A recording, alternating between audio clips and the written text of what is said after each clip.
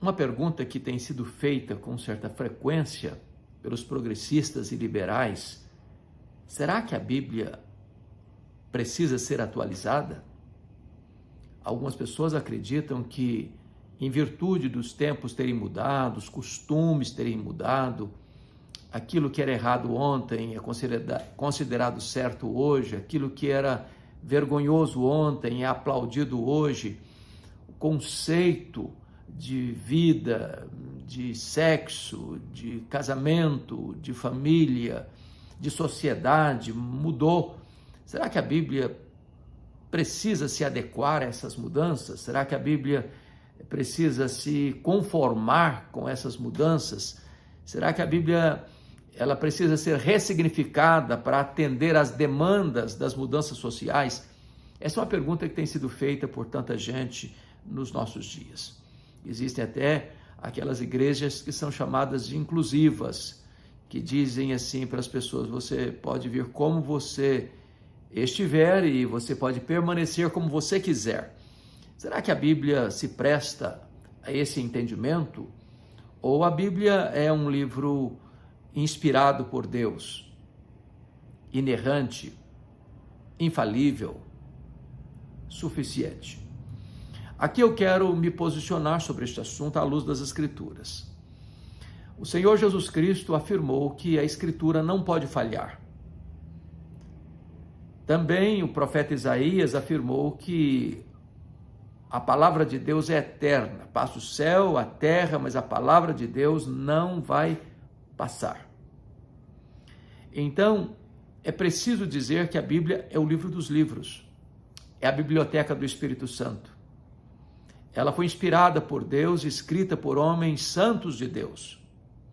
Ela é inspirada no sentido de que sua fonte, sua origem, não é fruto da perquirição humana, mas de uma revelação divina. Theopneustos é a palavra lá inspirada, que representa o sopro de Deus. Quem escreveu foi homens de Deus, mas a mente que está por trás, dirigindo todo o registro, é a mente divina. Por isso ela é inspirada. Não é fruto de pesquisa, não é fruto de descoberta humana, mas de revelação divina. Segundo a Bíblia, ela é infalível. Isso significa que as profecias que a Bíblia traz, elas se cumpriram, elas estão se cumprindo e elas se cumprirão rigorosamente. Não são profecias vagas, não. São profecias específicas em termos de tempo, de lugar, de pessoas. Me permita só alguns exemplos. Isaías, que escreveu 700 anos antes de Cristo, profetizou o nascimento virginal de Cristo lá em Isaías 7,14. Isso ocorreu porque Jesus foi concebido no ventre de Maria pela obra do Espírito Santo e não por intermédio de uma relação marital entre homem e mulher. Também a Bíblia diz em Miqueias 5, versículo 2, 700 anos antes de Jesus nascer, que ele nasceria em Belém da Judéia.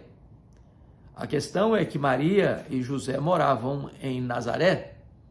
Nazaré está aproximadamente a 200 quilômetros de Belém. Maria já estava num estado adiantado de gravidez. Então, para cumprir-se o que Deus havia dito através do profeta Miqueias, Deus move o próprio imperador César Augusto para fazer um recenseamento em todo o seu império.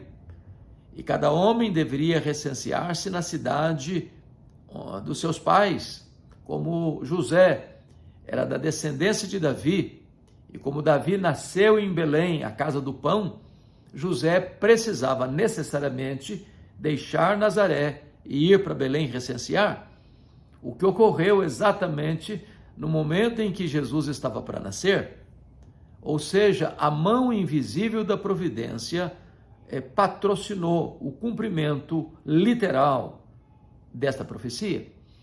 Nós temos tantas outras profecias, como por exemplo as vestes de Jesus que foram repartidas, ele ser vendido por 30 moedas de prata, conforme profetizou Zacarias.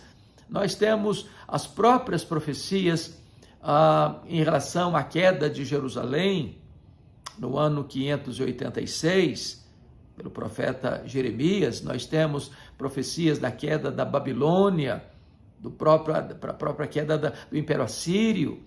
Então, tudo isso não é fruto do acaso. Não é. É resultado da palavra de Deus, que não pode falhar, que Deus profetizou antes dos fatos acontecerem, e eles aconteceram rigorosamente, literalmente, como Deus havia previsto, profetizado. Então, a Bíblia é um livro infalível. Gene Getz, que foi um grande cientista, ao pesquisar sobre esta questão das profecias, ele disse que, se fosse colocado isso no campo da coincidência, isso daria uma cifra astronômica de 10 elevado à 17ª potência. E ele ilustra isso. É como se você pegasse, por exemplo, o estado de Sergipe, o menor estado brasileiro em extensão territorial, e cobrisse todo esse estado com moedas de R$1, numa camada de 30 centímetros. Imagine que você marque uma dessas moedas e vende os olhos de alguém, para que ele procure nesse mar de moedas a moeda marcada, sem poder ver, sem poder enxergar.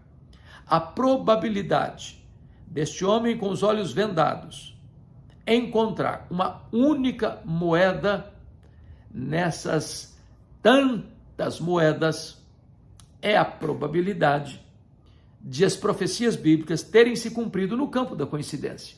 É claro que as profecias não se cumpriram por coincidência, porque a mão invisível da providência fez com que todas essas coisas acontecessem exatamente como Deus as profetizou. Ela é inspirada, a Bíblia. Ela é infalível. Mas ainda, a Bíblia é inerrante. Ela não contém erros. Ela não contém contradições. Ela não contém falhas. A Bíblia é o livro dos livros, porque qualquer outro livro, seja religioso, seja científico, seja filosófico, ou em qualquer outra área da ciência humana, mais de um escritor escrevendo, vai ter discordância, alguém vai bater cabeça, um vai falar uma coisa, outro vai falar outra coisa, contrapondo aquele que disse anteriormente. Pois bem, a Bíblia é a palavra de Deus e não precisa ser atualizada, não precisa ser ressignificada, porque ela não precisa de atualização. Ela não precisa ser ressignificada. Ela não foi, ela é a palavra de Deus. Ela não apenas contém, não, ela é a palavra de Deus. O registro que nós temos foi inspirado por Deus, revelado por Deus, escrito por homens santos de Deus, de tal maneira que não há falha na Escritura, não há contradição na Escritura. A Bíblia, que foi escrita num período de 1.500 anos, de Moisés, 1.500 anos antes de Cristo, a João, no finalzinho do primeiro século, por mais de 40 escritores de lugares diferentes, em línguas diferentes, para pessoas diferentes, em contextos históricos diferentes, não há sequer uma contradição. As aparentes contradições é por falta de entendimento. Isso é peculiar. Só a Bíblia tem essa característica. Além do mais, a Bíblia ela tem saído vitoriosa de todas as batalhas. Ela enfrentou, certamente, muitas vezes, as fogueiras da intolerância. Já foi queimada, já foi rasgada, já foi proibida. Mas a Bíblia continua sendo o livro mais lido, mais traduzido, mais publicado no mundo inteiro. Passam de 4 bilhões de exemplares. Às vezes levanta aqui, ali, acolá um crítico ácido, que do topo da sua arrogância diz que agora vai destruir a credibilidade da Bíblia. Agora descobriu este ou aquele outro elemento científico que vai pôr abaixo a credibilidade da Bíblia. Mas onde estão seus críticos? A Bíblia é a bigorna de Deus que quebra todos os martelos dos críticos. Por exemplo, mais recentemente, Richard Dawkins escreveu o livro Deus, um Delírio. Foi um ruído, no mundo acadêmico, agora sim, vamos desbancar a Bíblia, agora a Bíblia perdeu a sua credibilidade. E eu pergunto, onde está Deus um delírio? Escondido nas prateleiras, nem nas bancas mais você praticamente não vê. Daqui a pouquinho está coberto de poeira. E a Bíblia está mais e mais sendo traduzida para outros idiomas e mais largamente impressa e distribuída. Porque ela é inerrante. Ela não pode falhar. Mas podemos ainda afirmar que a Bíblia, ela é poderosa. A palavra de Deus é viva. Viva e poderosa. Ela age por si mesma. Ela tem poder em si mesma. Ela é espírito e vida. Esta palavra é tão poderosa que ela restaura a alma. Ela ilumina os olhos. Ela dá sabedoria aos simples. Ela é como uma lâmpada para os nossos pés. É como luz para o nosso caminho. Davi, que amava tanto a palavra de Deus, chegou a dizer que ela é melhor do que muito ouro depurado, do que muita riqueza. Ela é mais saborosa do que o mel e o destilar dos favos. Esta palavra é um tesouro. Ela alimenta a alma, ela encoraja o coração. Ela é a espada do Espírito. Ela nos confronta, ela nos exorta, ela nos adverte, ela nos consola, ela nos levanta, ela nos anima. Por meio dela nascemos, por meio dela cremos, por meio dela somos fortalecidos e consolados. Todas as nações que nasceram debaixo da instrução da palavra de Deus prosperaram. As nações que estudaram a Bíblia e que ensinaram a Bíblia foram nações que se desenvolveram economicamente, cientificamente, academicamente. Pela orientação da Bíblia, hospitais foram fundados, criados, escolas, universidades, creches, orfanatos, leprosários, para assistir o próximo. Porque esta palavra, ela não só transforma o ser humano, mas ela instrumentaliza o ser humano para realizar os grandes propósitos de Deus. Miguel Riso, que foi um ilustre pastor presbiteriano em São Paulo, escreveu certa feita um livro chamado Sozinha. E ele narra neste livro que em tempos de outrora, em tempos idos, em priscas eras, um colportor saiu pelas fazendas de Minas Gerais com um cargueiro de Bíblias, vendendo Bíblias para os fazendeiros. Um fazendeiro comprou uma dessas Bíblias, mas ele não sabia ler. Sua família não sabia ler. Mas tinha um funcionário da fazenda que sabia ler. Então esse fazendeiro chamou a sua família, os funcionários da fazenda, e orientou a este funcionário que sabia ler, era alfabetizado, para ler a Bíblia. Este livro, que era tão esquecido por alguns ou sem acessibilidade para outros. E na medida que esse funcionário foi lendo a Bíblia, a família desse fazendeiro foi se convertendo. Os funcionários da fazenda foram se convertendo. As pessoas da vila vieram para ouvir a simples leitura da Bíblia e as vidas foram sendo transformadas. Sozinha, a Bíblia produziu uma grande revolução e transformação na vida dessa família. Esta é a palavra de Deus, viva e poderosa. O apóstolo Paulo disse que toda a Escritura é inspirada por Deus, toda a Escritura. Nós não podemos ser seletivos, de pegar uma parte e rejeitar outra.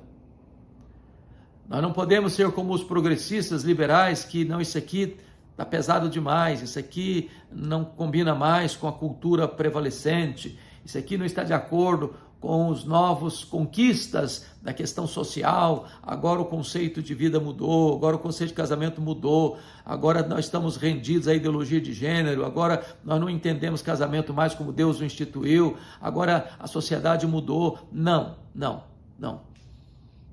A Bíblia não se adequa à cultura. É a cultura que precisa ser orientada pela Bíblia. Não é a igreja que dá autoridade à Bíblia, é a Bíblia que dá autoridade à igreja. Como dizia Lutero a Erasmo de Roterdã, Erasmo, a diferença entre você e eu é que você coloca a sua razão acima da Bíblia. Eu coloco a minha razão debaixo da autoridade da Bíblia. Quando em abril de 1521, Lutero foi convocado à Dieta de Worms para se retratar das obras que tinha escrito, das mensagens que estava pregando, da mensagem gloriosa da justificação pela fé, os olhos de Lutero se abriram, percebendo ele que a igreja estava tomando outros caminhos contrários à palavra de Deus.